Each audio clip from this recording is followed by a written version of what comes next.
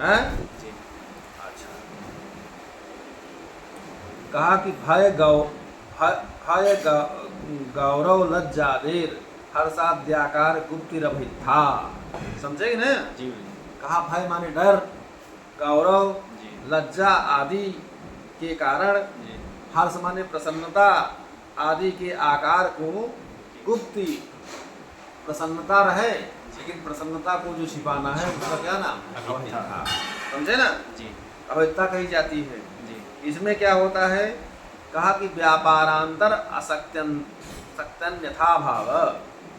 कहा कि इसमें जो है दूसरे कार्य में आसक्ति, दूसरे कार्य में आसक्ति होती है, अन्यथा भाषण होता है, अनारब्ध, जी। अन्यथा भाषण होता है। समझ रहे हो ना? जी।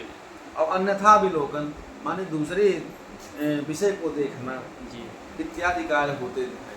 ठीक है ना? जी। ऐसे इत्यादि कार्य अभिथा में देखे जाते हैं।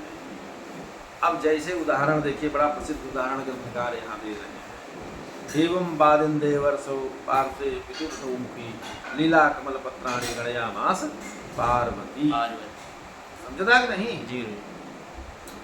तो देवर्षिणा अंगजसा हिमालय सन्निधौ शिवेन सह पार्वत्या विवाहस्य प्रसंग उत्थापिते पार्वत्या वर्णनमिदम्।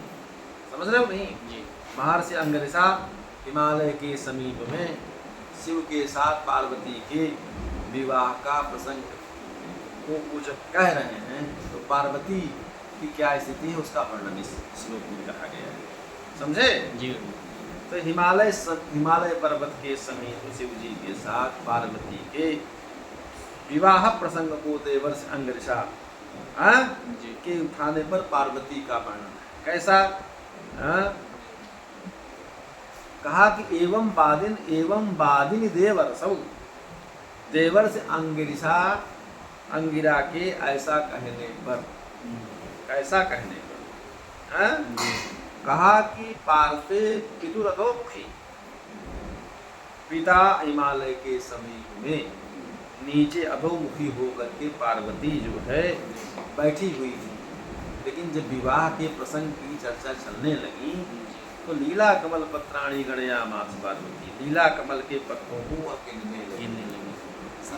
लड़कियों के सामने जब उनके विवाह का प्रसंग होता है तो वो सुनती तो हैं लेकिन उसको जाहिर नहीं होने देती हैं कि हम ये कर रहे हैं, दूसरे काम में वैसे अपने को लगता है जैसे मतलब वो सुन नहीं रही है, दूसरा काम कर रही है, ऐसा नहीं है।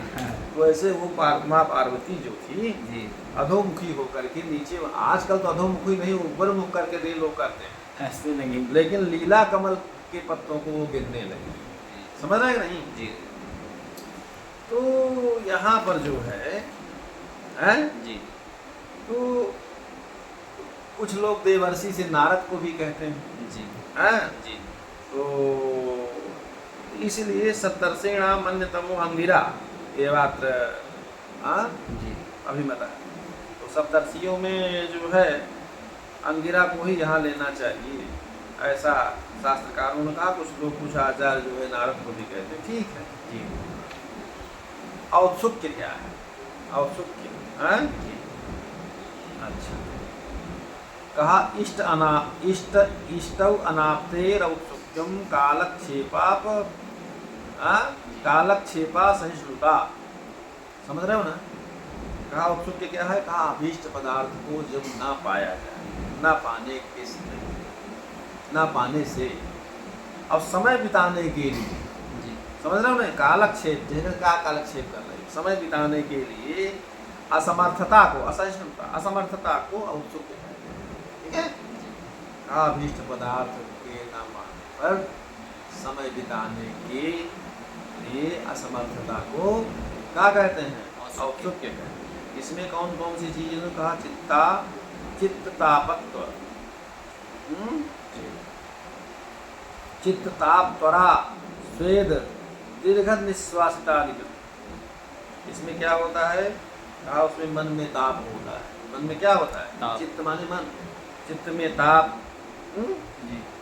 और शीघ्रता, त्वरा माने शीघ्रता, स्वेद माने पसीना आना, निश्वास माने धीरे धीरे श्वास लेना, इत्यादि कार्य इसमें देखे जाते हैं। उत्सुकता, उत्सुकता।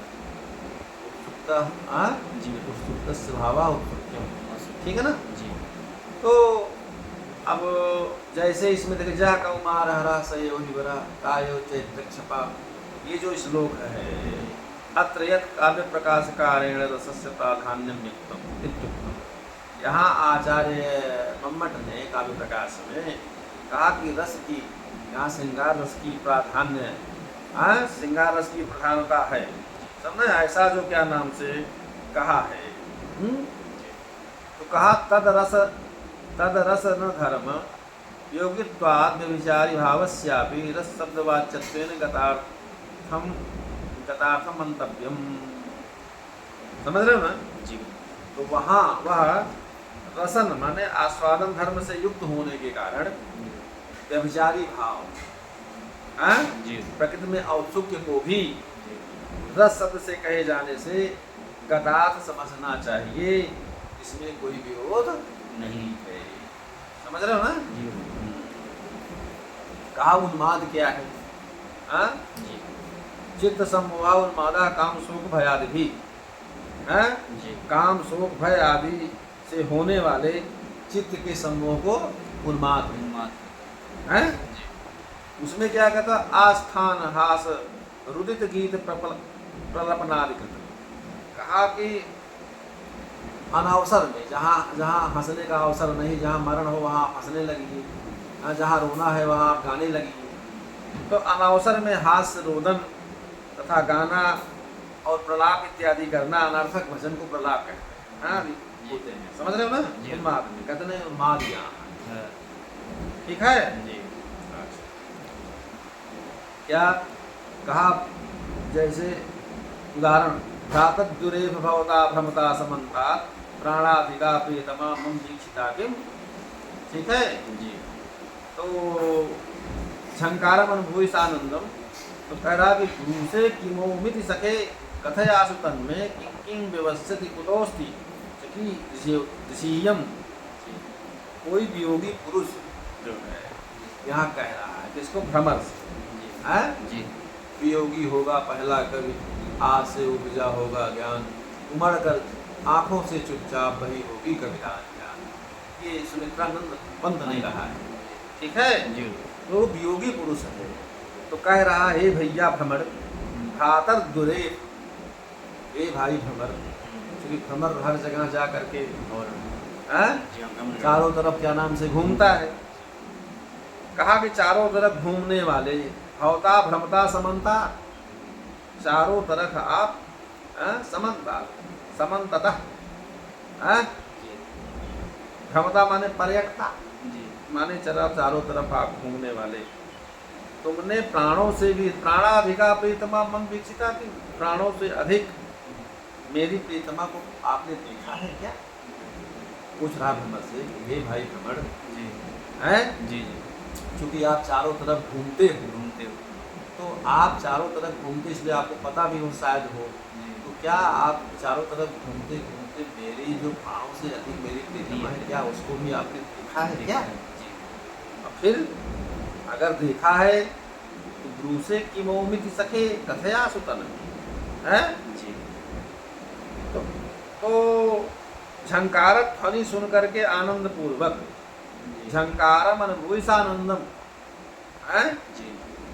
हे मित्र, वो कह रहा, हाँ हे मित्र, गुरु से किमोमित सखे, हैं, जी। देखा है, हाँ देखा है, तो कहते हो क्या, क्या कहते हो, फिर मुझे शीघ्र बताओ। कथयासु तन में किं किं व्यवस्थित चक्र दृश्य, वह क्या क्या करने की चेष्टा कर रही है, क्या क्या करने की चेष्टा कर रही है, और कहाँ है और कैसी, कहाँ पर है और कैसी है, और क्या क्या करने की वो चेष्टा कर रही है, ये बताओ, समझ रहे हो ना। जी। ये का आई उन्माद में है, मादी भ्रमर से इस तरह की बात करना, क्या उन्माद का बढ़िया उदाहरण है। अब शंका, कहा शंका की कोई दवा नहीं, जैसे हम आपके यहाँ गए, पैंट टांग वैसे टांग दी और पैंट गिर गया, हम चले गए हाँ, और हम आओ, अब तुम सोचे कि गुरु जी का पैंट है हम टांग गए। और इसको टांग दे उठा करके। हाँ, तो जब पैंट टांगने के लिए वो उठा रहे थे हाँ, और तब हम आ गए, हाँ, तो हम सोचेंगे कि पैसा निकाल रहा था, मुझे क्या कर रहे हो, तो कहो गुरु जी पैंट गिर गया था। तो हमको अगर शंका हो गई, हाँ, 3 नंबर चलता फिर वो शंका रहेगी ही, उसकी कोई दवा। नहीं है। इसलिए शंका बड़ी खराब चीज है। ठीक है। जी, तो शंका,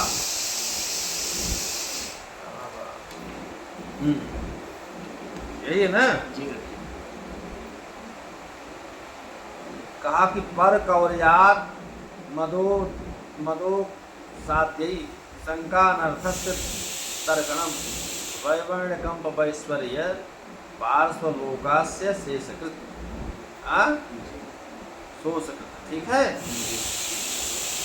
कहा कि दूसरे की पर कौर्यात, पर कौर्यात माने दूसरे की क्रूरता और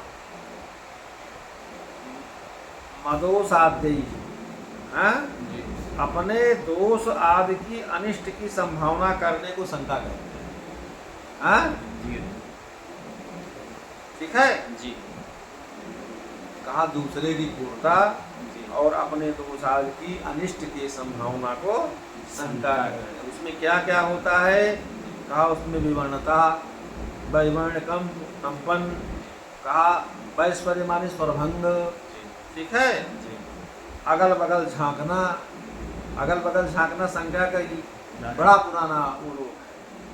कहा कि समझे तक नहीं, पार्श्वलोकस्य शोषकृत और मूल सूखना, समझे ना, जी, मूल सूखना इत्यादि होता है। अब देखिए, जी, अच्छा, कहा कि जैसे उदाहरण से अब हम बताते हैं। ठीक है। अच्छा, देखिए, कहा प्राणेशेन प्रहित नखरे स्वंग केशु क्षपान्ते जातातंका रचयति चिरं चंदनालेपनानि हत्ते लाक्षाम असकृत धरे दत्तांतवा खाते क्षामांगीयम चकितमभितश्चक्षुषीं विक्षिपन्ति। समझ रहे हो ना? ग्रंथकार यहाँ कह रहे हैं कि यह किशोदरी, जो नायिका है किशोदरी, जी, जी, कहा कि अब क्षामांगीयम चकितम अभितश्चक्षुषीं विक्षिपन्ति। समझे? जी, कहा कि यह किशोदरी जो नायिका है, जी, रात बीतने पर चकित होकर के चारों तरफ दृष्टिपात करती है, जी, चकित होकर के चारों तरफ इधर देखती उधर देखती है। और क्या है? कहा कि प्राणेशेन प्रहितन रखरेषु अंगकेषु क्षपान्ते जातातंका रचित चिरं चंदनालेपनानि। और क्या करती है? कहा कि प्राणेश्वर के द्वारा जो नखक्षत किए गए हैं, प्रेम प्रसंग में किए गए, अंगों में चंदन का लेप करती है। चंदन का लेप इसलिए करती है कि वो जलन न हो, ठंडा हो और लोगों को समझ में भी आए। जी, और प्राणेश के द्वारा जो दशनक्षत हुआ, अधरक्षत, जी, वह अपने अधरोष्ट में बार बार लाक्षा जी, राग से रंजित करती है। औरतें आजकल लाली लगाती हैं, जी, पहले लाक्षा के राग से रंजित करती थी। ये क्या नाम से शंका का बढ़िया उदाहरण है।